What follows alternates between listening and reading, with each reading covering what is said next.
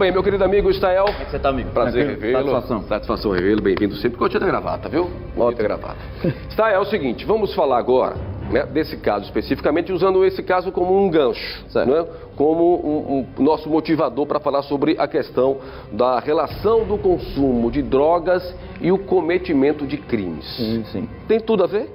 Existe uma relação estreita. Bom dia, Tiago. Muito bom dia a todos.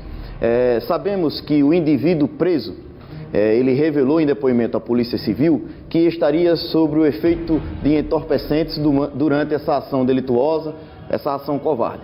E aí, respondendo a sua pergunta, Tiago, existe sim, né, uma relação estreita, direta, inclusive, e perigosa entre a droga e o crime, o consumo de droga e o cometimento de crime. Inclusive, isso é uma questão óbvia, mas ainda assim, eu trago hoje aqui, Tiago, duas certezas básicas que nos confirmam isso.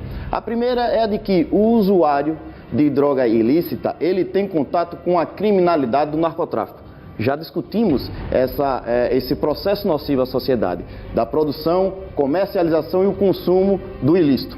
Então, este contato deste indivíduo usuário com o narcotráfico, com o tráfico, poderá apresentá-lo ao mundo do crime, poderá aproximá-lo a tantos outros delitos, homicídio, latrocínio, furto, roubo, lesão corporal. Então é a droga para este usuário que servirá como portas abertas para o mundo do crime.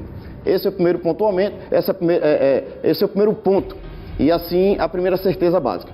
A segunda é a de que os efeitos psicoativos, Tiago, dessa droga, ela diminui no indivíduo o medo, aumenta a sua euforia, além de tantos outros efeitos, também comentamos isto aqui, e isto poderá fazer com que este indivíduo cometa, Tiago, atos que normalmente ele não cometeria, tá? Ele, na sua sã consciência, supostamente não cometeria. Vamos fazer o seguinte, vamos ouvir o que disse a delegada sobre este caso especificamente. Pode soltar, produção.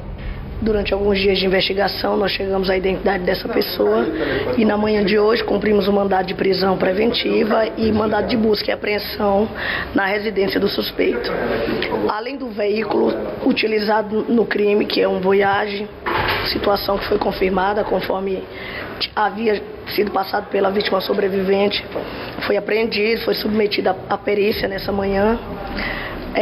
No local nós encontramos também as sandálias da vítima fatal, a Aparecida.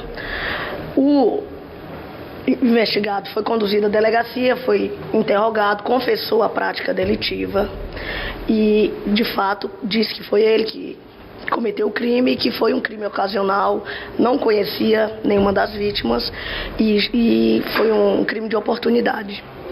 Como foi essa dinâmica do crime, delegada? Ele disse que estava sob efeito de entorpecente, passava no local, viu o casal e ali uma oportunidade de cometer o crime, decidiu por si só e por isso executar a empreitada criminosa. Quem seria o principal suspeito? Infelizmente, o principal suspeito de fato é um policial militar. Ele foi ouvido, confessou a prática do crime, foi encaminhado para presídio militar, onde vai ficar à disposição da justiça. Ou seja, é mais um atenuante, né? Sendo um policial militar. Agora, Estael, vamos botar mais lenha nessa fogueira aí. Vamos lá. Você acredita que muitas vezes isso não pode ser utilizado como uma tática da própria defesa em justificar o cometimento desse crime especificamente, colocando a culpa, porque eu estava drogado, estava sob efeito de psicotrópicos? Pode ser, não posso dizer que não, mas eu vou lhe trazer aqui uma outra relação.